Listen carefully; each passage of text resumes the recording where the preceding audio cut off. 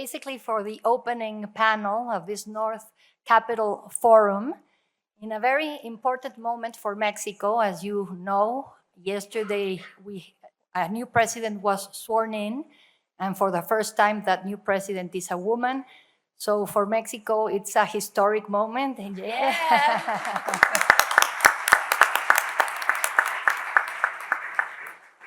My name is Paula Ordorica, and I'm happy to be a part of this panel as a moderator. And if you want to see the bios of the people that accompany me, that I'm happy to be moderating today, you can do that in the WOBA app. But Jody Kuzenko from Torex Gold, she's CEO. Pablo Gonzalez from Kimberly-Clark, also CEO. Maria Salinas, LA Area Chamber of Commerce, and Rob Wildeboer from Manteria International. We have Canada, United States, and Mexico here to talk about opportunities, to talk about the North American way. And I would start, first of all, with Rob Wildeboer.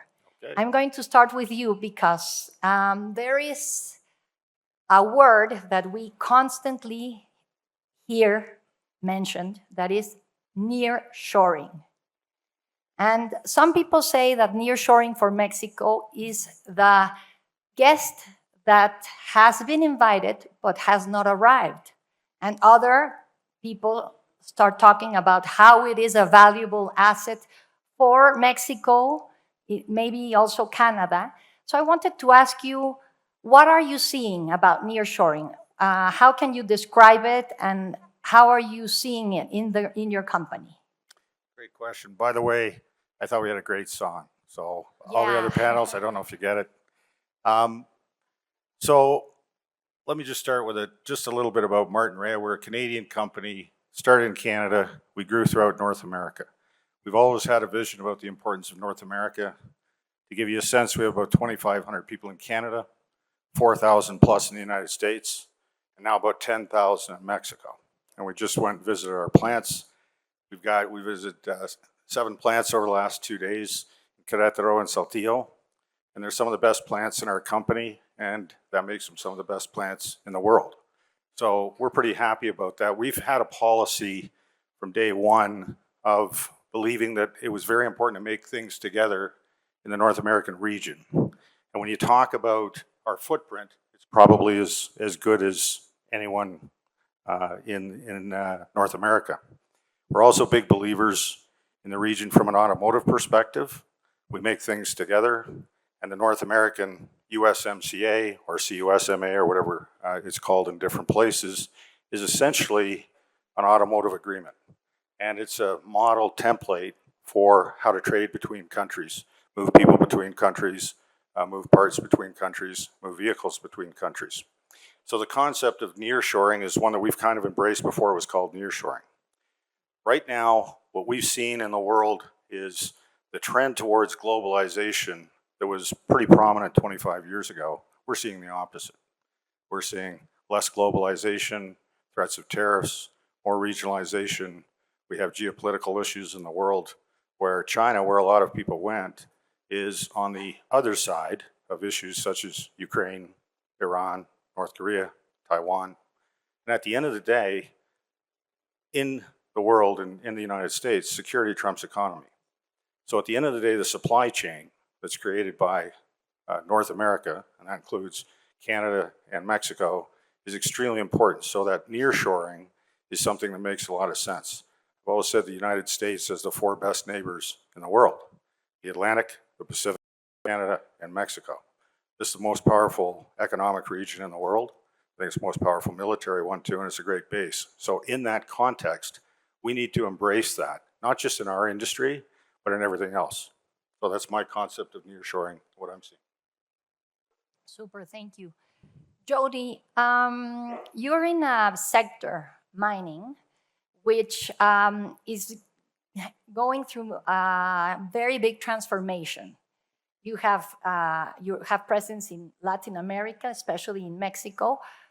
How do you see the country as a place for mining in particular, but for the private enterprise in general? I think Mexico is an extraordinary place for mining. Geologically speaking, it is absolutely prolific. There's no place like it in the world, except for maybe some spots in northern Canada and Africa. And I always say there are two things about mining to make any kind of mining company work. You need the rocks and you need the people. And I think that Mexico is unique in that it really does have both. And where I come from in Canada, the labor market there for mining is extremely tight. There are some who view mining as yesterday's industry, as a sunset industry.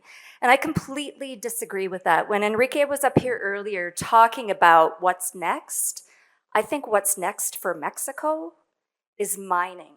Going back to its traditional roots, Mexico is at its core a mining country. And you may say to me, why do you believe that? Why does it matter? And I think it matters very much to this new administration coming in.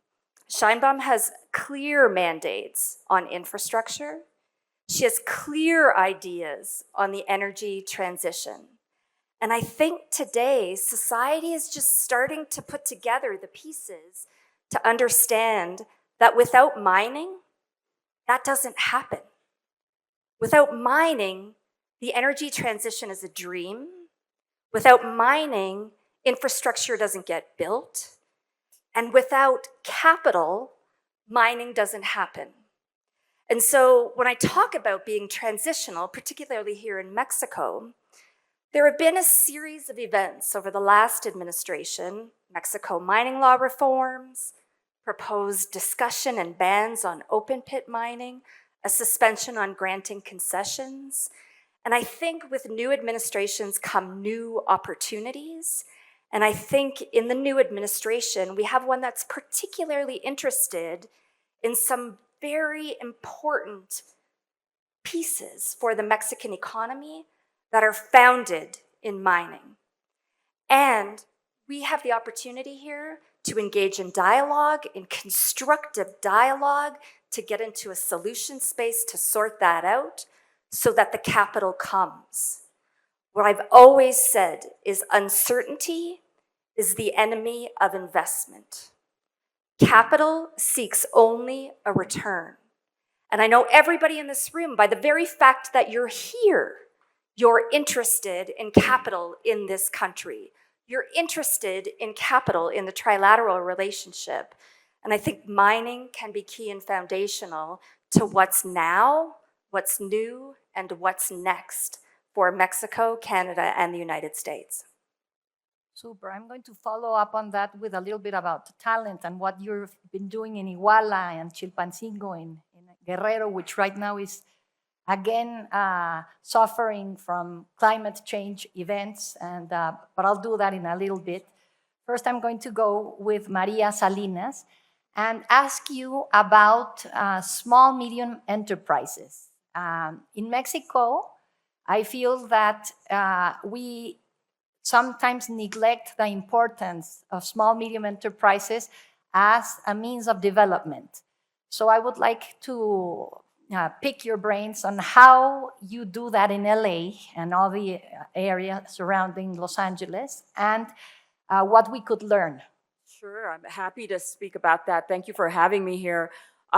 As leader of the chamber, we oversee the Los Angeles region. So it's more than LA City, more than LA County. We consider it the 14th largest economy when you're thinking about Los Angeles, Ventura, out to the high deserts. And one of our priorities is really around our small and medium-sized businesses. In LA County alone, it's a county with about 10 million people. About 93% of businesses have less than 20 employees. So when we look at just the sheer size of what it means to fuel an economy that's that large, it comes from those smaller organizations, those small businesses. And so in Los Angeles, and I think California in large part as well, really embraces the small business concept. The concept of what does it mean to be a startup? What does it mean to ensure that you have the right capital, the right technical capacity to grow. And for us right now, we're in a period where we have a lot of exciting things coming in the next 4 years. 2 years, we'll be hosting some of the games for the World Cup. But in 2028, we have the Olympics. So there's a big effort being placed, and I like to think that the Chamber is going to be part of leading that effort, is to making sure that those small businesses are not left behind. And we do that in a couple of ways. And one is through our public policy to make sure that those small businesses can grow as the economy grows. And second, that they have access to resources and to information on how to tap in to procurement contracting. The global sporting alone over the next 4 years in the Los Angeles area is expected to be over $10 billion. So when I use numbers like that, I think it's just incumbent on us to make sure that we're doing everything we can that everyone can participate, especially those smaller organizations and smaller businesses. And I know we're going to talk further a little later, but I want to definitely expand that we have also ideas of how international businesses can be part of that as well. Super, thank you, Maria. Pablo, what do you think about talent? Because for Mexico, if we think of ourselves in the USMCA agreement or in the equation, because this goes further along than commerce, we feel that Mexico has the workforce and all the technology and the capital come from Canada or the US. But I think we have grown further than just thinking about manufacture and about working hands. How do you see talent? How can Mexico, how do you see talent in your company, in other companies, and how can Mexico give further than just working hands in this equation? Right. Thanks, Ana Paula. And first, very quickly, let me just congratulate Emilio and Enrique and everyone involved in the North American Forum. I think this is a phenomenal effort. To me, you guys were just discussing about the North American way, and I think I would describe it as intent, speed, and impact. Because the world is moving at such a speed, and it's just not going to wait for us. And I think it's efforts like this that helps us come together and figure out new ways, better, more efficient ways of accelerating the integration of our economies and enhancing prosperity and competitiveness for all. I'll start by saying that, regardless of all of the noise, political noise we hear, there's one thing that's a certainty, and that's that our economies continue to integrate day in and day out. And that'll just continue to happen because we're so close together, and two, because we're only together, and this is very important, only together we're the most competitive region in the world. When you put us apart, that's not the case. When you bring the three economies together, that's when you have all of the pieces you need to be the most competitive region in the world, because you have the resources, the capital, the innovation prowess, the strong investment, and very importantly, to your question, the demographics and the talent, which our main competitors don't have. They're all aging, and that's not our case. In the case of the region, our workforce is roughly 250 million people. When you put together the US, 160, Mexico 60, Canada 20, somewhere in there. And the median age of the population is still relatively young and still growing, which is also not happening in other parts of the world. And if we are to continue to be competitive as we are and actually expand that competitive advantage, labor force and talent is absolutely key. And it's not just the quantity, it's also the quality of the people we have. And when you look at the three countries, the US has, the education system that every country in the world would want to have. The way they develop their youngsters, how they attract and retain talent, how through research they are really at the forefront and pushing the boundaries so that we can improve our technology and improve our way of lives. Canada is not far behind the US. And Mexico, yeah, we still, I mean, our education system is not where we would like it to be. And we're making, and hopefully with this new administration, we can make bigger strides to get to where we want. But regardless of that, I mean, we've got a population that there's no doubt is very resourceful, very intelligent. I mean, and to just summarize it, they learn quickly and they find a way to get things done, which is what really matters. And there's a lot of examples when you think of that, because there's so many clusters in Mexico, and not just in manufacturing, but in many areas and in very advanced areas where this has been the truth, where the companies that want to invest in Mexico, academia, governments, etc., come together, they figure out what are the skills that we need, and they teach the kids those skills so that they have an avenue for growth going forward. Or when they come to the companies, they train them, and it's been incredibly successful. And when we think, as the new administration is thinking of putting different development nodes in Mexico, that's the blueprint. That's what we should be doing, and also, of course, improving our education system. So we've got, again, the quantity and the quality. And as a clear example, with our partner, Kimberly-Clark Corporation, I mean, more and more we work together to figure out what's the best footprint, supply chain scenario, innovation focus, etc., for the whole region. Not just for Mexico or the US or Canada, but for the whole region. And as we do more and more of that, the opportunities that have opened up, the cost reductions that we've seen, the efficiencies, the added innovation, the speed have all increased significantly.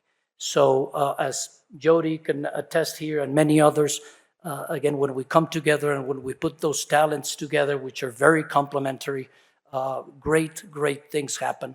And that could be the case in big companies, small companies, and even states and municipalities as we come together. So just an incredible opportunity going forward. Super, Pablo. I'm going to follow up on the demographic bonus that you mentioned. But first, I'm going to go back to you, Rob. And nearshoring, we are in a moment where the US will have a new president soon. There's an election coming up. How do you see the outcome of the US election affecting nearshoring?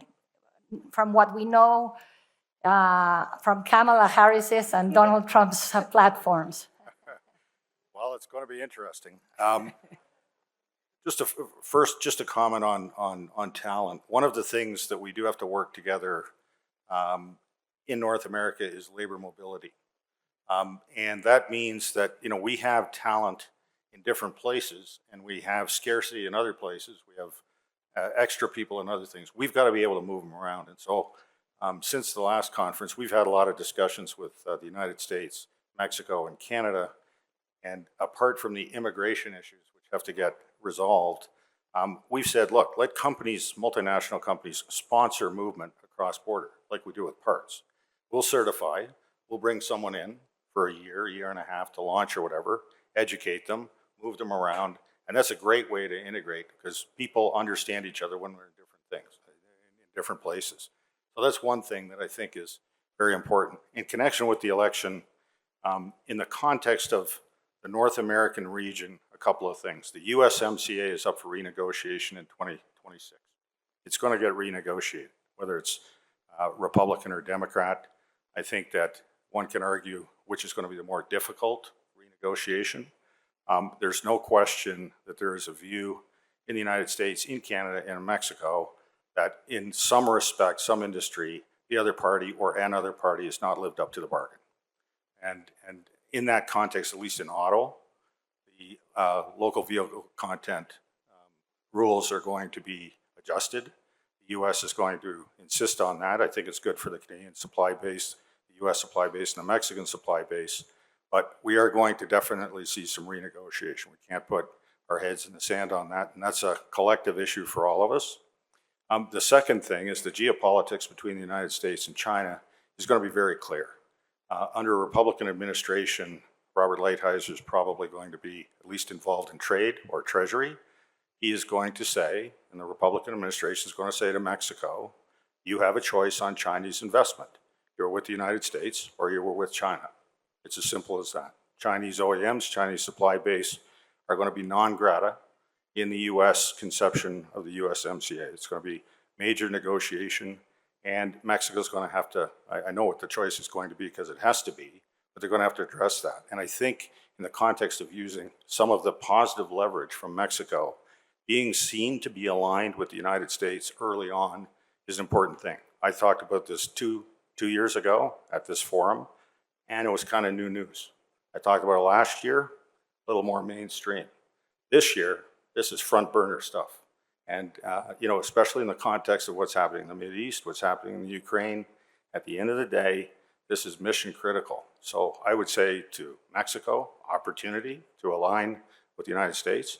It's a huge issue for Canada, which has energy, can spend more on defense, can deal with security in the Arctic and everything else. To basically say, okay, this is what we offer you in the context of trade, but more than trade, also security.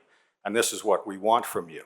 And I think it's a way to, negotiate, even up the negotiating power that we're going to see. We're going to see these types of discussions with the Democrats or the Republicans. The one thing I do know, or I do believe strongly, it will not be, as it was in Mexico, that the presidency and the Congress are all the same party. So in the United States, the Senate or the House or both are likely to go, one way or the other. And so if you have a Democratic president, you're going to have a Republican House or a Senate, and vice versa. And I think that we're going to have interesting times. But I think it'd be very exciting. It can actually forward the North American integration that many of us want to see. Yes, although I don't know what you think, but I feel that the issue where picking sides for Canada, I find that it's pretty clear. Canada is going to be with the U.S. and not with China, and end of the story. I think that's clear, yes. Yes.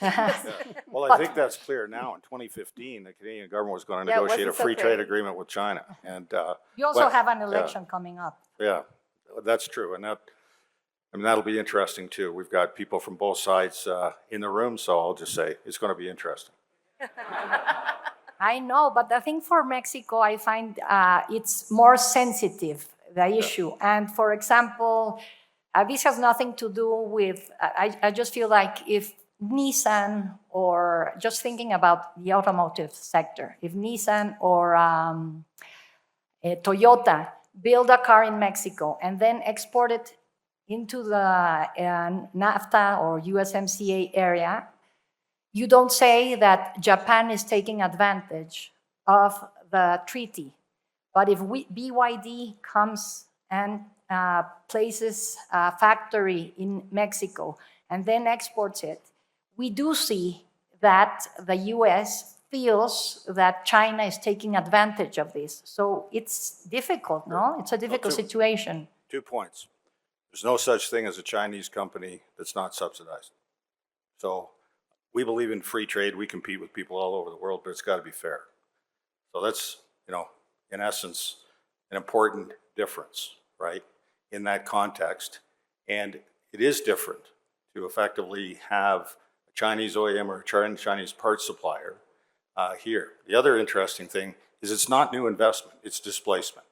We have overcapacity in the auto industry in North America today. So at the end of the day, a lot of people got to say, who do you want to be employed by?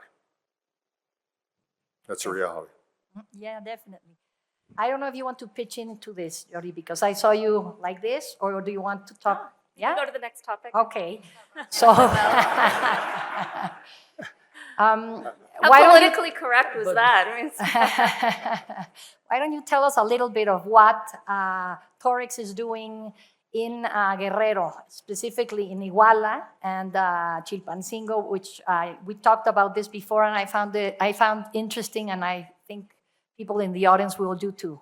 yeah, I think it's really important to talk about because I do think people from all over in all walks of life carry their own perceptions, their own misperceptions about what mining is and what mining isn't.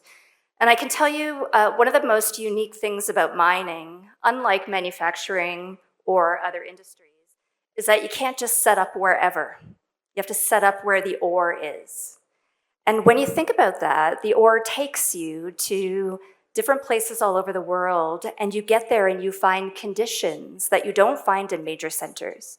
You find very small communities, you find impoverished communities, you find communities that have lived for years on subsistence farming and subsistence fishing, and these people want better for themselves. They want better for themselves and their families, and I think every parent has a vision for their own family. And for Torex in Guerrero, Mexico, there are about 11 communities of interest around us. Think about 10,000 people in the middle of the Sierra Madre Mountains, in the middle of nowhere, really. And the important thing there is the health and well-being of those communities is beyond the reach of the federal government. It's largely beyond the reach of the state government. But it's not beyond the reach of a mining company who fundamentally believes that communities can coexist with mining, that the natural environment and the mining industry can peacefully coexist. And so some of the work that we've done there is about uplifting those communities.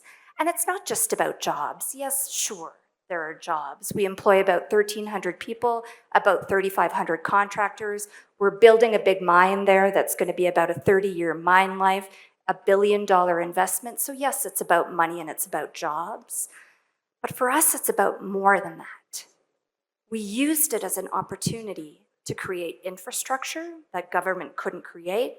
Think roads, electricity, housing, clean drinking water.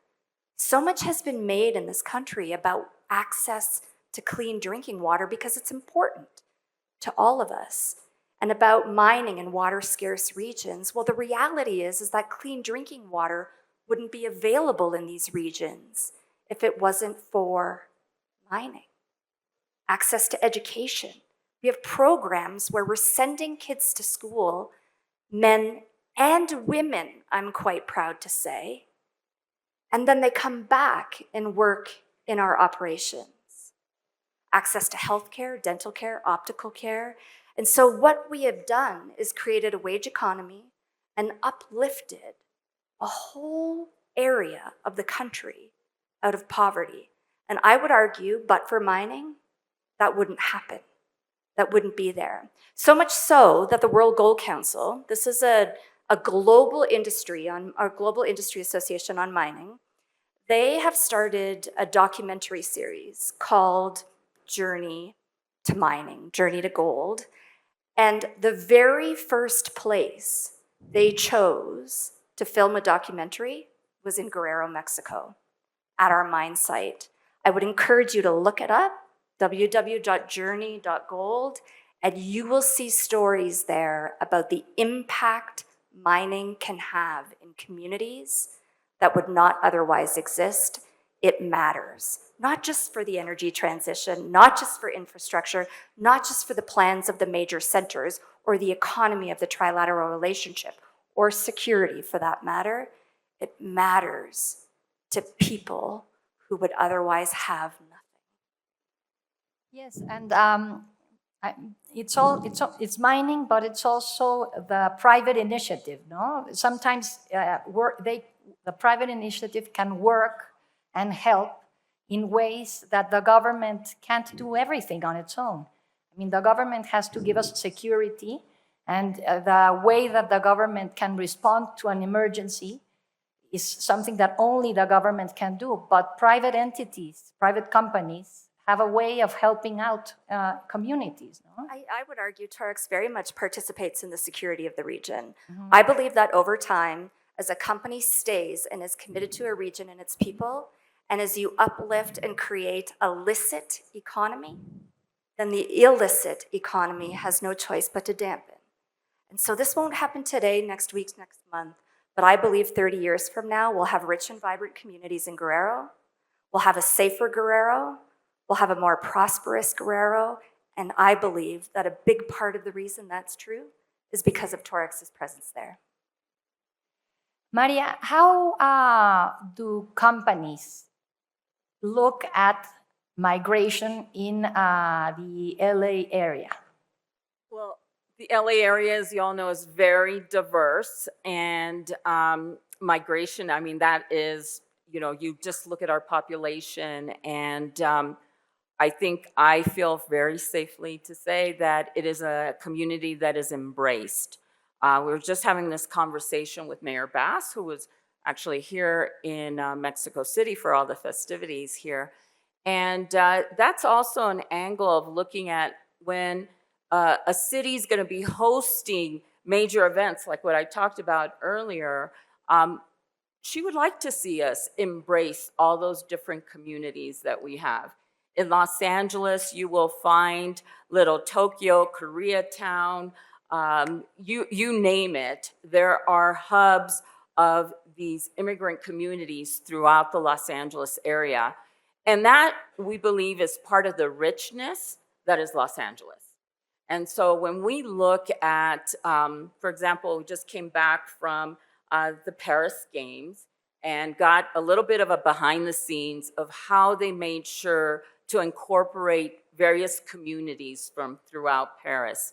And Los Angeles is a little different because we're much more geographically spread. Nonetheless, what I hear over and over is the commitment from our civic leadership in saying those communities that we have in Los Angeles are part of the fabric of Los Angeles, and they need to be part of this. They need to reap the benefits of, you know, an economic boom that is happening with so much change that is going on. But are those migrants a part of the economic boom? Or, I mean, do they help with that? I think you will find them in different industries, depending on, you know, what type of industry you might have. But there are definitely work that we do with many community-based organizations that are working on, I think somebody mentioned the economic mobility of our migrant community in Los Angeles as well. So I do believe that there are certain industries where there's a concentration, but the lifting up of those communities is something that's a very important, that I expect that we'll see. Pablo, now, I don't know about you, but I get tired of all the complaining that goes around in Mexico because of what happens sometimes with our government's decisions. The government that just finished, but this is so recent that I'm going to say it has kept going, no, for one more day. So how do you see the private sector, a company like yours or other companies in Mexico, how can companies portray themselves as a trustworthy partner to Canada and to the United States, notwithstanding what our government is doing? I mean, I think we do it, again, day in and day out, working together, right? And I mentioned the example with our partner, but it's not just our partner and us, it's all of our suppliers coming together in the US, Canada, and Mexico to see how we become more efficient and expanding that network. And I think we do that, again, day in and day out. I think we gotta be really careful with what's noise and what's really happening in the market. And again, the market will continue to integrate, and we would love, and hopefully we'll get governments, all of the three governments that are more pro-North America and really push regulations and programs that help and accelerate the integration. And we need to work as the private sector together with them to make that happen. I sometimes hear people say, well, it's very difficult to make it happen given this government. I mean, our responsibility as leaders is to make it happen. So if we can't find the way, we should open up the door for somebody else to come in and find the way, because we need to make it happen. And we shouldn't just be accommodating what it is we can do versus what needs to be done, because we will fall really, really short if that's the case. So I think we need to change our mindset and come with data, come ready to make arguments, and come ready to move things forward. And if I may, let me very briefly, and I don't know if I should be taking on this, but I want to give a perspective on the China Yes, please. issue, because absolutely our future is our present, and our future is with North America. And we should be with North America, not with China. Having said that, we cannot close our eyes and not notice and be conscious that these guys are bringing terrific technology and great alternatives to consumers at very low prices. And yeah, their companies are being helped in many ways, but the fact of the matter is that these guys are exporting deflation to the world, but with terrific products. And those terrific products are an advantage to consumers. So yeah, we need to find a way to work together. But in my mind, it's really a wake-up call, or it should be a wake-up call to up our game and ensure that we integrate faster, we innovate faster, we become more efficient day in and day out, and not just by little, that we really accelerate on these facts, because we need to be able to compete with them in quality, in technology, and in cost.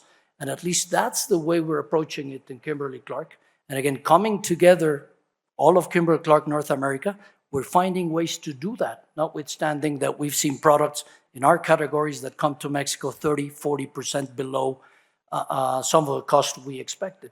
And we're finding ways to get there.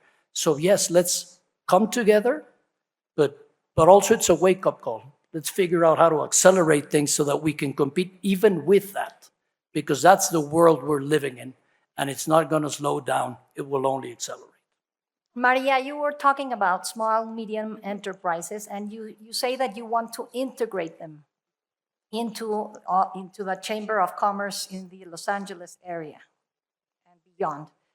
How can that happen? I mean, I guess many people here would say we would love to. California is one of the biggest world economies. Yes, so I mean, I just look at our own metrics of our membership. About 68% of our existing membership today are small businesses.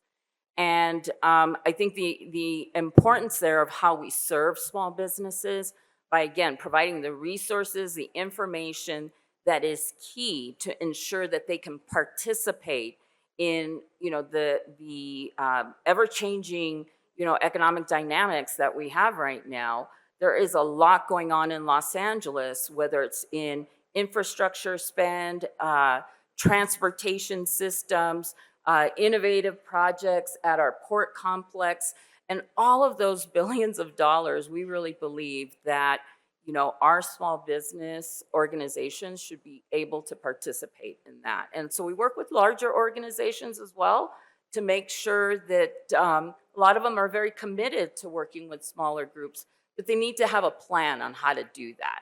They can't work with a small business in the same way they work with a larger organization. And there's a lot of companies that are outside of the United States, and we welcome a lot of companies from Mexico and Canada because we realize the importance of this, the North American way. We realize that that's it. We were very involved in making sure that passage of the USMCA happened. And so because of that, when we do meetings with other countries and businesses from outside of the United States, that's one of the things that we highlight as a potential partnership. I can tell you that our government officials, our elected officials, they know that all this activity is going on, and they want to make sure that the small businesses can participate and be a part of that. So if you're coming in from the outside, there's a great way that the chamber can help bring parties together to ensure that, think about a company that is maybe in Mexico or in Canada that has a particular expertise that might need and could mentor a smaller local firm. That would be a very attractive partnership to all of the Los Angeles powers that be that make those decisions. Super. Now, Rob, and this might be also for Jody, for both of you. You hear Pablo talking about how private companies in Mexico have to get things done, notwithstanding what the government is doing. I wanted to ask, how do you feel about this? Because Pablo also was saying that our economies continue to grow together.